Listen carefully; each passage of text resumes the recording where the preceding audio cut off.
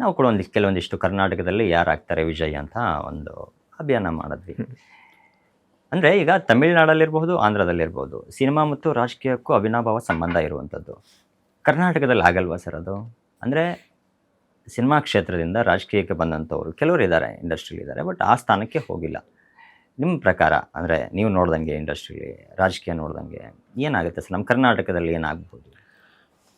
ಗೊತ್ತಿಲ್ಲ ಇದನ್ನು ಹೆಂಗೆ ಅನಲೈಸ್ ಮಾಡಬೇಕು ಅಂತ. ನನಗೂ ಅಷ್ಟೊಂದು ಅಭ್ಯಾಸ ಮಾಡಲಿಲ್ಲ ಇದ್ರ ಬಗ್ಗೆ ನಾನು.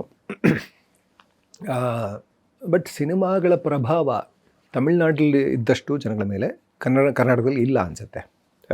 ನಾನು ಯಾಕೆ ಹೀಗೆ ಹೇಳ್ತೀನಿ ಅಂತಂದರೆ, ಮಣಿರತ್ನಂ ಅವ್ರನ್ನ ಮೀಟ್ ಮಾಡಿದಾಗ ಅವ್ರು ನನಗೆ ಹೇಳಿದರು, ಆಗಿನ ಕಾಲದ ಆಡಿಯನ್ಸ್ ಯಾಕೆ ಕನ್ನಡದಲ್ಲಿ ಅವರು ಮೊದಲನೇ ಸಿನಿಮಾ ಮಾಡಿದ್ರು, ಅವರಾಗಲಿ ಇವರು ಬಾಲುಮಹೇಂದ್ರ ಆಗಲಿ, ಸರ್ ಕರೆಕ್ಟ್.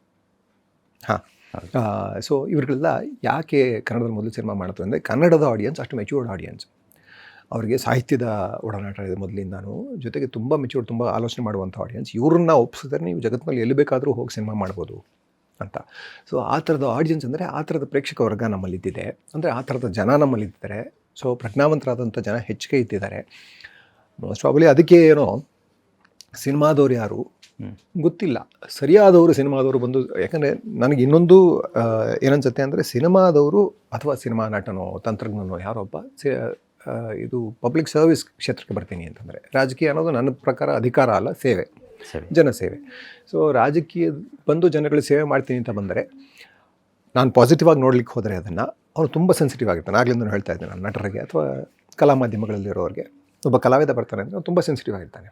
ಜನಗಳ ನೋವಿಗೆ, ಜನಗಳ ಸಮಸ್ಯೆಗಳಿಗೆ ಸ್ಪಂದಿಸುವಂಥ ಮನಸ್ಸು ಅವನಿಗೆ ಮೊದಲೇ ಇರುತ್ತೆ. ಅವನು ಸಿನಿಮಾ ಮಾಡ್ತಾನೂ ಜನಗಳ ಸಮಸ್ಯೆಗಳನ್ನ ಎತ್ಕೊಂಡೇ ಸಿನಿಮಾ ಮಾಡಿರ್ತಾನೆ. ಸೊ ಯಾವುದೋ ಒಂದು ಜನಗಳು ಕನೆಕ್ಟ್ ಆಗಿರಲೇಬೇಕು, ಯಾಕಂದರೆ ಜನಗಳಿಗೆ ತೋರಿಸ್ಬೇಕು ನಾವು, ಅವ್ರು ನೋಡಬೇಕು ಅಂದರೆ ಅವ್ರು ರಿಲೇಟ್ ಆಗಬೇಕು ಅಂದರೆ ಅವ್ರ ಸಮಸ್ಯೆ ಏನೋ ಒಂದು ಎತ್ಕೊಂಡಿರ್ಬೇಕು. ಸೊ ಕಂಟಿನ್ಯೂಸ್ ಆಗಿ ಜನಗಳ ಜೊತೆ ಒಡನಾಟ, ಜನಗಳ ಸಮಸ್ಯೆಗಳ ಜೊತೆಗೆ ಅವನಿಗೆ ತಿಳುವಳಿಕೆ, ಅರಿವು ಎಲ್ಲನೂ ಇರೋದ್ರಿಂದ, ಅದರ ಪರಿಹಾರದ ಬಗ್ಗೆ ಎಲ್ಲನೂ ಯೋಚನೆ ಮಾಡ್ತಾ ಇರೋದ್ರಿಂದ ತುಂಬ ಆ್ಯಪ್ಟ್ ಅಂತ ಅನಿಸುತ್ತೆ ಅವ್ರುಗಳು ರಾಜಕೀಯಕ್ಕೆ ಬಂದು ಜನಗಳಿಗೋಸ್ಕರ ಕೆಲಸ ಮಾಡೋದು. ಸೊ ಸಾಧ್ಯತೆಗಳು ಹೆಚ್ಚಿದೆ.